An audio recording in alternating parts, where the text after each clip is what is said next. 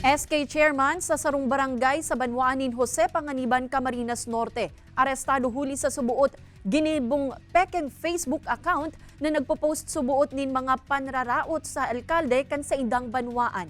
Uyan report ni Don Jimenez. Nadakop kan pinagsarong puwersa kan Regional Anti-Cybercrime Unit 5 asin Jose Panganiban MPS ang sarong 24 anyos na SK Chairman kan sarong barangay sa nasambitan ng Banwaan. Napag-araman na si Mayor Ariel Non mismo ang nagtaong impormasyon sa mga otoridad huli sa pagkakaimbelto kaini sa sarong peking Facebook account na nagpo-post subuti mga malisyosong issue sa social media. Sigun kay Police Lieutenant Angelo Babagay, Team Leader kan Cybercrime Unit, makalis na isunad sa korte ang reklamo pigluwasan ininin mandamiento dirikisa. May mga post po itong suspect na mga libelous.